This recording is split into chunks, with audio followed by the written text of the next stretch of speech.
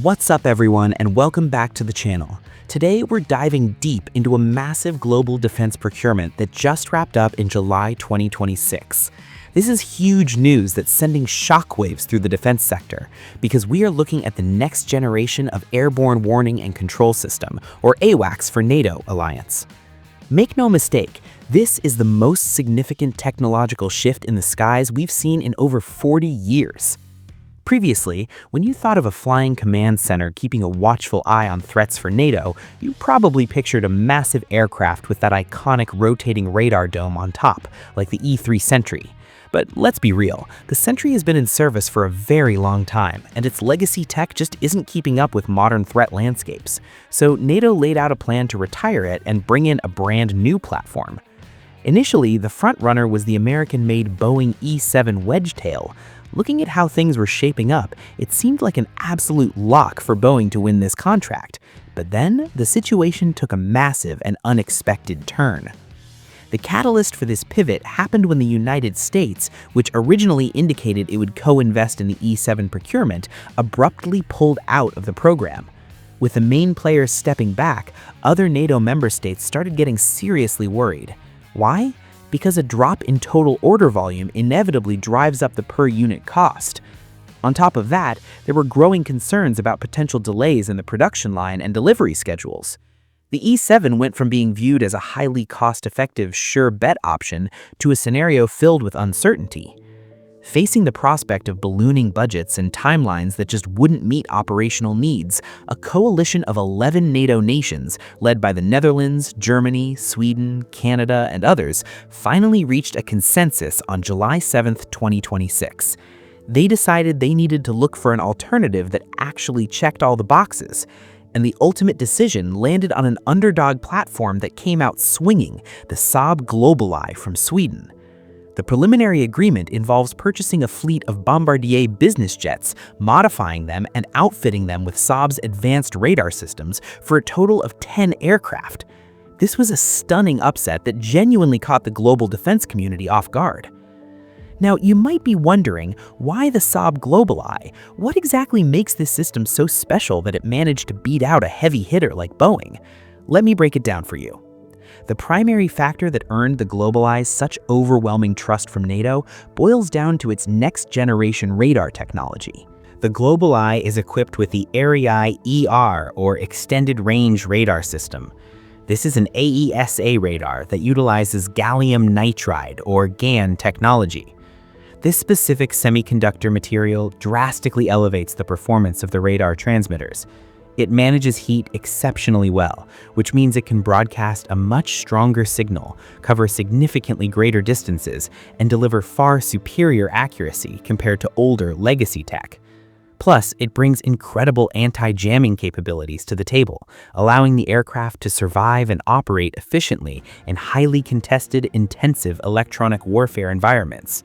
In today's battle space, airborne threats aren't just massive fighter jets anymore. We're talking about small drones, low-flying cruise missiles, and even fifth-generation stealth fighters with incredibly low radar cross-sections. Older radar systems can really struggle to detect these, or by the time they do pick them up, the target is already too close to intercept. But the Erieye ER system on the GlobalEye, it has the capability to scan and detect these tiny targets from over 450 kilometers away. Couple that with the fact that the aircraft itself can climb to an altitude of 51,000 feet. The higher you operate, the further your radar horizon extends, allowing you to cover a massive amount of territory. It truly is a comprehensive and pinpoint-accurate airborne sensor node. Just picture a hypothetical scenario in a high-tension area like the Baltic Sea or the Arctic Circle, which are critical strategic choke points NATO constantly monitors. An adversary might try a tactic like sending a swarm of small UAVs skimming just above the water's surface, or launching stealthy cruise missiles. If you're relying solely on traditional ground-based radar, you might not see them coming due to the Earth's curvature, or you might spot them too late to mount a defense. But with a GlobalEye on patrol up at 50,000 feet, this jet acts as the ultimate watchtower. Its radar can scan and pinpoint these tiny targets from hundreds of kilometers away, regardless of severe weather or intense electromagnetic jamming. Once a target is detected, the system processes the data and feeds real-time coordinates down to ground-based air defenses or nearby interceptor jets for immediate action. This is the textbook definition of modern network-centric warfare, where victories are decided in fractions of a second. Beyond just having a superior radar, Saab's decision to mount it on a high-end business jet platform like the Bombardier Global series comes with some serious hidden advantages. First off, speed and range. These aircraft are engineered to cruise at high speeds over intercontinental distances. This means the GlobalEye can sprint into an operational zone or a hot conflict area rapidly, and then loiter on station for over 10 hours straight without needing mid-air refueling. Furthermore, its fuel burn rate is significantly lower than that of a massive commercial airline, like the Boeing 737 airframe used for the E-7. Another critical issue that's been a persistent headache for NATO is noise pollution. For anyone who has ever heard an E-3 Sentry taking off, you know the noise level is absolutely deafening. This has led to non-stop complaints from local residents living around their main operating base at Geilenkirchen in Germany. By shifting to a modern business jet like the Bombardier, the acoustic footprint is drastically reduced. It's a huge quality of life upgrade for the surrounding communities and a big win for minimizing environmental impact. A major standout feature of this platform is that its capabilities aren't limited strictly to airborne targets. The belly of the GlobalEye is also packed with a dedicated maritime surveillance radar and high-resolution electro-optical and infrared or EO/IR sensors. This means a single aircraft can simultaneously act as an airborne command and control center, a maritime patrol aircraft, and an intelligence-gathering ISR platform all at once. Integrating multiple sensor types for true multi-domain operations into one single airframe offers an incredible return on investment. Something else worth analyzing which makes this deal much deeper than standard arms procurement is the geopolitical dimension. As we all know, Sweden is a newly minted official member of NATO. NATO choosing a Swedish radar system as the absolute core of its security architecture sends an incredibly powerful political message. It signals to the international community that Sweden didn't just join the alliance to seek protection, they are actively bringing world-class defense tech to the table to act as a shield for the whole alliance. This decision also reflects a broader push by European nations to become more self-reliant regarding their defense industry capabilities, reducing their singular dependence on American tech. In the long run, this is great for diversifying risk across global security supply chains. Naturally, a lot of defense media outlets haven't missed the chance to link this back to past events, framing this as a massive redemption arc for Saab.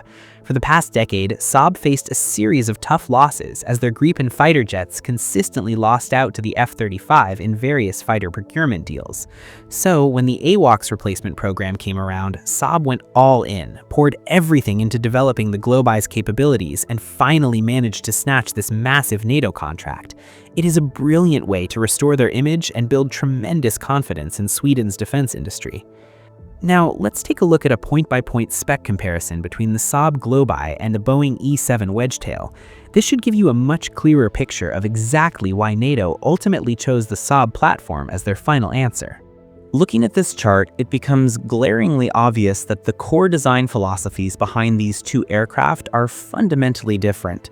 On one hand, the Boeing E-7 Wedgetail was designed with a heavy command center concept in mind.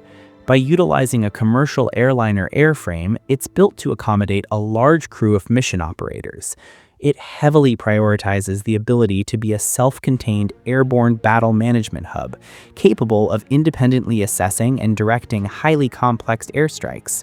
Conversely, the Saab GlobalEye takes a completely different approach. It acts primarily as a high-speed data sensor node.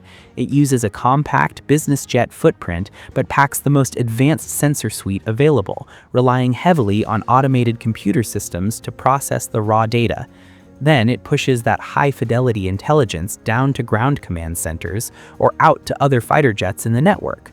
This approach drastically saves cabin space and significantly reduces the required crew size. The end result? The aircraft is much lighter. It can climb higher, fly faster, and boasts a vastly superior operational range compared to the E-7. Think about it like this. Because the GlobalEye can fly higher, its over-the-horizon radar detection range is vastly expanded. Having a longer operational range means it can cover much larger patrol areas without constantly relying on aerial refueling tankers. And using a smaller platform with lower fuel consumption directly translates to tangibly cheaper operational costs in the long run. Beyond the on-paper specs, maintenance is another massive differentiating factor. Sure, parts for a large commercial jet like the Boeing 737 are widely available, but maintaining a heavy airliner airframe modified for military use is highly complex and requires a large team of specialized personnel. The Bombardier Global, on the other hand, is a business jet designed from the ground up for high operational availability. It can handle frequent takeoffs and landings, is notoriously easy to maintain, and most importantly, it can seamlessly plug into existing commercial aviation infrastructure and service centers at regular airports. This cuts down the massive budget burdens associated with building specialized military hangars or funding extensive specialized technician training. As for procurement costs, while the raw flyaway price might be somewhat similar, or in certain contract structures, the GlobalEye might even seem slightly more expensive up front. You have to look at the big picture. When you evaluate the total lifecycle cost along with the sheer operational flexibility of conducting simultaneous air and maritime surveillance, you get more than enough justification. It is clear why the 11 NATO member states voted to make this European platform their primary choice to face down future threats. Before we wrap up, I've got the latest data regarding the financial scale of this program. For the procurement of these 10 Saab GlobalEye aircraft, international news outlets estimate the total project value to be around $4.5 billion USD. Senior executives at Saab have stated that once the formal contract signing process is complete, the company is fully prepared to kick off production. They anticipate beginning deliveries of the very first aircraft into NATO's service by 2030, which is just about 4 years from now. That is an incredibly aggressive timeline that rapidly addresses the alliance's urgent need to modernize its early warning network. In conclusion, NATO's decision to go with the Saab GlobalEye is not just a routine hardware replacement. It's a major strategic signal from the West. It highlights a massive shift toward operational agility, advanced sensor integration, and sheer budget efficiency amidst a global geopolitical landscape that gets more tense and complex by the day. What do you guys think about this historic deal? Do you think Saab played their cards right by hyper-focusing on radar tech to leapfrog an aerospace giant like Boeing? Let me know your thoughts, and let's get a discussion going in the comments section below. And if you enjoy this kind of deep dive military tech analysis, please don't forget to hit that like button, share the video, and subscribe to the channel to support my work. That's all for today. I'm Mix, and I'll see you in the next video.